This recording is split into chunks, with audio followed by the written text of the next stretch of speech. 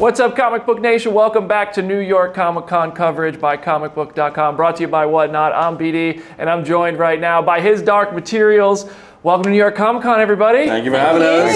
Thank you for joining us. So this is not anybody's first convention. I know you've been to a few. It's your first time at Comic Con? Yeah, first time in New York. Wow, okay. How is it so far? Amazing. I'm still taking it all in. So many people here. We got like the cheat code for the view up here. Yeah, exactly, really pretty nice. much. Kind of prepping me in advance for what's about to come.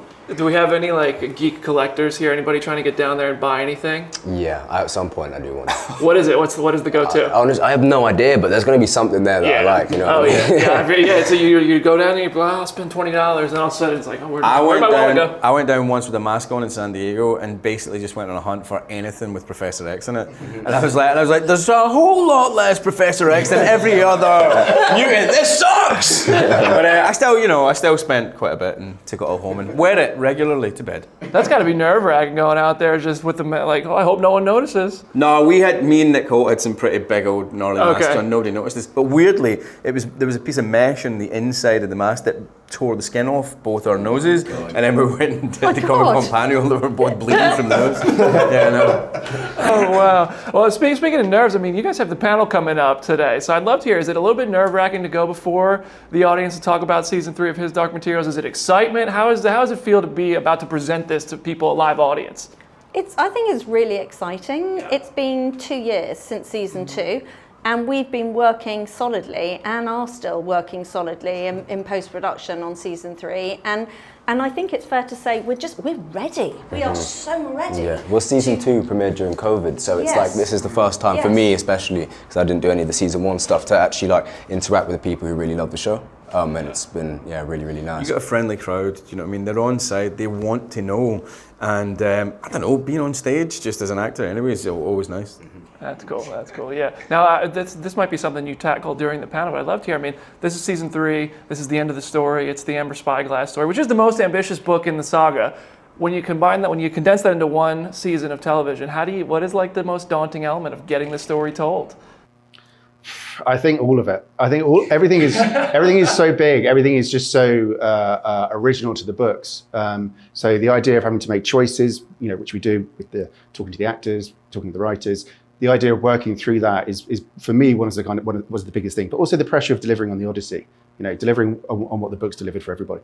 How does it feel as a cast member to be looking down the barrel of the ending? Do you remember the feeling when you got the last script? Yeah, I mean, look, the first 2 seasons, the first 2 books, but our first 2 seasons set up a ton of questions, and the season 3's got to answer them. But not only does it have to answer them, it's got to make sure that those answers are as interesting, compelling, dynamic, and shocking as the questions in the previous 2 chapters as well.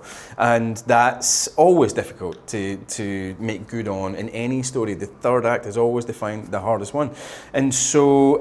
It's daunting, it's exciting, but it's a challenge that you want to rise to, and that's why we're in it, to be able to tell interesting but also challenging stories as well, and this is definitely that. And you bring a lot of heart to the story too. I mean, Will just recently got, speaking of heart, the finale with the father and finally getting a moment and only getting a moment. I mean, I'd love to hear if you can tease, what does that do to Will going forward? Is there a lesson that goes, gets taken into season 3? Definitely. I think coming into season 3, there was discussions early on about Will being a changed man, a new man. He's found a sense of himself. He's had time to think about things, think about what he wants and why he wants it. He's definitely got better at using the knife. He used it to the best of his ability. He also has new clothes, so I don't know if you like. Did he get new duds? Yeah, you got a new boot. I don't know if you went to like TK Maxx in between the rucksack. In the rucksack. Yeah. Where he has new boots and new trousers and. Can that be the headline? Yeah. Will has new clothes. Season 3. I also think it's beautiful what happens at the end of season 2 with your father, and it's sort of like he literally physically heals him, but it's also sort of potentially some sort of spiritual healing, and even in that just fleeting moment that they spend as well. So I don't know, you see that just in the moments that I've seen in season 3. You're carrying yourself stronger. You're more present. It's amazing. Yeah. And I feel like this season we're due for some more Asriel than we've gotten in the past. His character, that gray area is what we'll call it. I mean, he's done some evil, he's done some good, maybe a little bit of both. Do you think we get a definitive ruling on which side of that spectrum he's going to land on? He's done some bad to get some good done. And he is definitely going to continue down that highway at 100 million miles an hour until he hits something. And he hits his own conscience in the form of the love of his life and the daughter of his life, and he has to make some decisions. And for him, the destination is more important than the quality or the integrity of the journey. And I think that belief gets challenged massively. Well, I can't wait to see the trailer. I hope you release it at the panel. We all get to see it. It's going to be really cool. Thank you so much for coming by the studio. Thank Enjoy the rest of Thank New York you. Comic Con. Thanks, man. Thanks everybody watching at home. Stay tuned to Comicbook.com for more from me. Hold on, we got to. No, it's fine. I'm not forgiving you for that. I'm going. I'm done. And that's how we. I'm going.